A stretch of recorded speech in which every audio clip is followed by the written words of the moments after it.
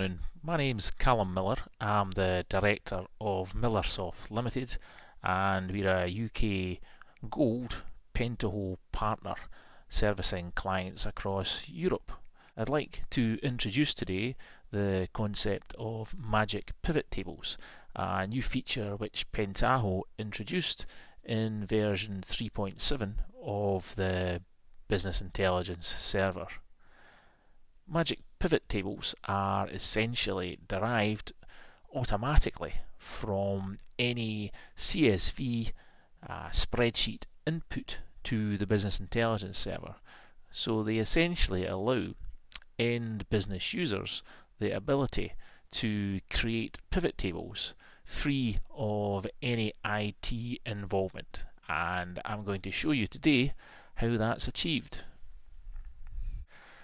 So here we have the input to our magic pivot tables, which is essentially a spreadsheet, a CSV spreadsheet, and you can see already that there are candidates for dimensions. There's status there, we also have product line, and there are also candidates for measures in our pivot table. There's quantity ordered and the price, as well as the sales. So this is the input CSV to our magic pivot table. Okay, now we're going to go to the Pentaho user console, and we're already logged in. Now we're going to define the data source to the pivot table. I'm going to call this data source autos. We're going to select the source type. In this case it's a CSV. It could equally be a SQL statement from any defined data source. So we'll import our CSV and choose the file and then select import, and you can see the columns listed underneath. Then we select next, and you can see how Pentaho has interpreted those columns. And now I believe we just select finish, and what Pentaho is doing now is automatically or magically creating the pivot table for us and loading all the data into the BI server so that it's available for any authorized user to view. Okay, that's us done. We'll just keep the default pivot table model for now, and we'll start to play with the data. So we select our data source called autos, select OK, and you can see on the right hand side we have a list of measures, and a list of dimensions which have been derived from the spreadsheet input. So if I select sales, for example, you can see that's the total amount of sales across all the sales orders in the database, and straight away I can break that down by year. I can do a cross-tabulated report by month, if I can find the month ID. Yep, month. And if I choose, I can also graph the results. So that's a breakdown of sales by year.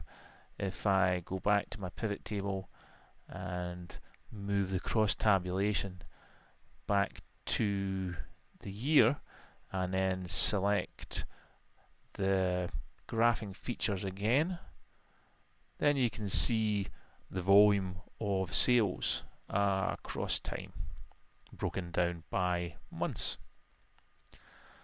Okay, back to our pivot table. If we then decide that we want to view all the order lines for the 5th month in 2005, we can drill through the data by selecting show drill through on the number of cells. There we have hypertext links. Now if I click a hypertext link, there we have all the underlying sales orders which make up sales for that particular month. Okay, if we filter this data, we can just keep 2005 just showing the month ID, and perhaps we're interested now in customers, so we can drop on the customer name, and again we can graph those customers over time.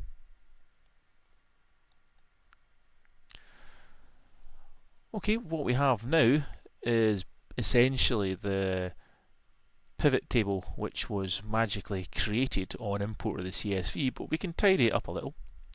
If we select the Edit Pivot Table button, and we can remove some of the non-measures, so there's month ID going, MSRP going, order line number is going, as is order number, and quarter ID, and quantity ordered, so that's actually a measure, and then year ID, and equally we can remove any measures which have been included in the dimensions, so sales goes, for example.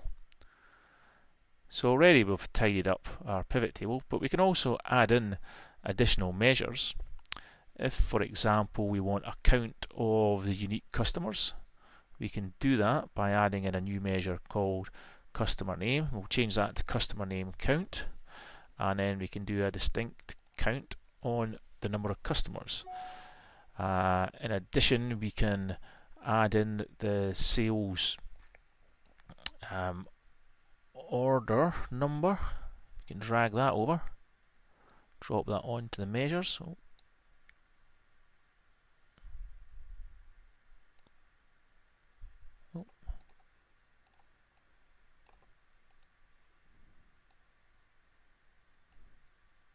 There we go, and then we can change that to a count, so we can get a count of all the order numbers in the system. Also, we can add in multi-level dimensions, so I'm going to create a new dimension here called geography. And select OK. And then geography becomes listed underneath. And to geography, I'm going to add in the territory, and I'm also going to add in the country,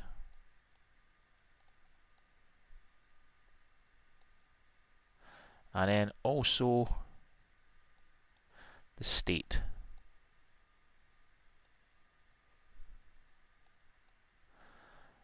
And that's a new multi-level hierarchy that we've added to the pivot table. Okay, time for some more analysis.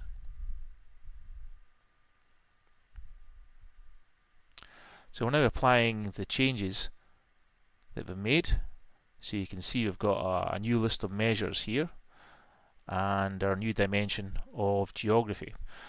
So if we're interested, for example, in the number of distinct customers across the territories, we might perhaps like to focus on North America, and then again we could focus on the USA. So that gives us the number of distinct customers in each state in the USA. So now that we've got our cube definition defined and the data source for that cube defined, we obviously would like to update that from time to time. So we can do that quite easily by going to File, and then we choose Manage, and then we choose Data Sources, and then we can see we've got our Autos data source listed. So if we edit the Autos data source, you can see the model that we've got constructed, and if we click on the edit source, you can see there's our CSV file, there's the interpreted columns. If you select next, you can see the types again, and then if you type finish, this will reload all the data into the cube, but retain the changes to our pivot table.